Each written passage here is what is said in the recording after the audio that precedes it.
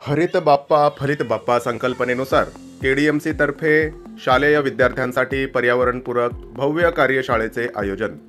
पर्यावरणपूरक श्री गणेशोत्सवाची अधिकाधिक जनजागृती व्हावी आणि जनमानसाने आगामी गणेशोत्सवाच्या कालावधीत शाडू मातीच्या मूर्तीची प्रतिष्ठापना करावी या हेतूने कल्याण डोंबिवली महानगरपालिका हरित बाप्पा फलित बाप्पा ही संकल्पना राबवित असून महानगरपालिका व एज्युकेशन टुडे फाउंडेशन यांच्या संयुक्त विद्यमाने मंगळवार दिनांक 12 ऑगस्ट रोजी डोंबिवली पूर्व येथील संत सावळाराम महाराज क्रीडा संकुलाच्या कैलासवासी सुरेंद्र वाजपेयी सभागृहात एका भव्य कार्यशाळेचे आयोजन करण्यात आले आहे। ही कार्यशाळा 2 सत्रात होणार असून या कार्यशाळेत महानगरपालिका क्षेत्रातील सुमारे 4000 विद्यार्थी उपस्थित राहण्याचे नियोजन करण्यात आलेले आहे। ही कार्यशाळा विद्यार्थ्यांसाठी एक समृद्ध अनुभव ठरणार आहे।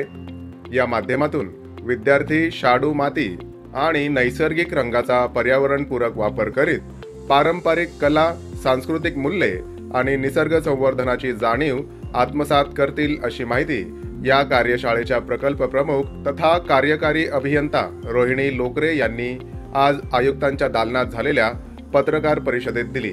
शालेय विद्यार्थ्यांमार्फत, त्यांच्या पालकांमार्फत, त्यांचे शिक्षकांमार्फत पर्यावरणपूरक गणेशोत्सवाचा संदेश सर्वत्र जाण्यासाठी हे शालेय विद्यार्थी स्वतः श्री गणेशाची शाडूची मूर्ती साकारणार आहेत।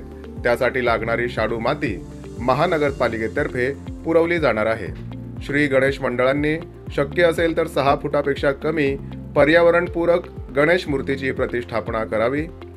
विसर्जनासाठी 6 फुटापेक्षा कमी उंचीच्या गणेश मूर्तीचे विसर्जन कृत्रिम तलावात करावे आणि शक्यतोवर पर्यावरणपूरक गणेशोत्सव साजरा करावा असे आवाहन महानगरपालिकेचे आयुक्त अभिनव गोयल यांनी यावेळी पत्रकारांशी संवाद साधताना केले।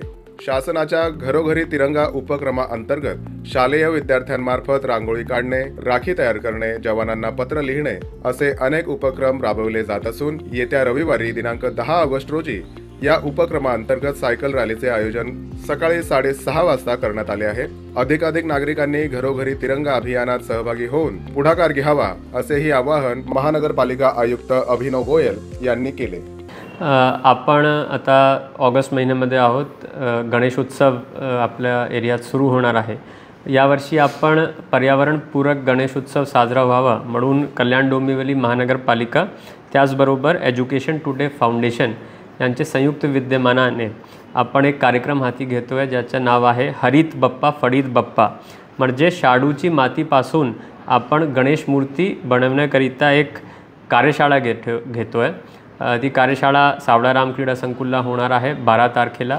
याच्यामध्ये जवळजवळ 70-80 शाळांचे 3,500 ते 4,000 विद्यार्थी कार्यशाळामध्ये सहभागी होणार आणि हातातून ते इको फ्रेंडली शाडूचे मातीचे गणेश मूर्ती तिथे बनवून इको फ्रेंडली गणेश उत्सव कसे साजरा करता येईल याच्यावर आवाहनही करणार आहेत।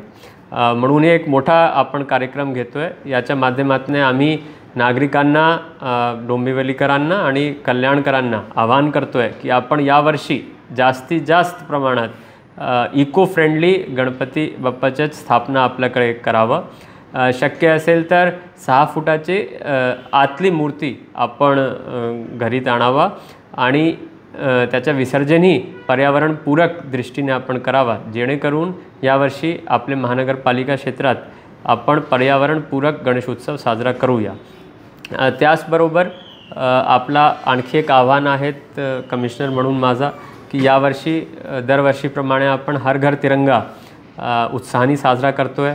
सध्या प्रत्येक शाळांमध्ये रांगोळी, चित्रकला स्पर्धा, राखी बनवण्याची स्पर्धा हे सगळे चालू आहे। विद्युत रोषणाई ठिकठिकाणी करण्यात येत आहे। सायकल रॅलीचंही आयोजन करण्यात येणार आहे।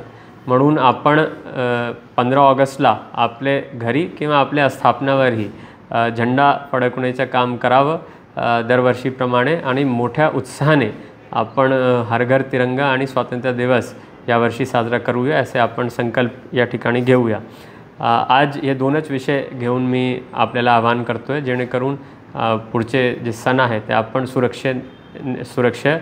सुरक्षितपणे आणि पर्यावरणपूरक आपण साजरा करूया।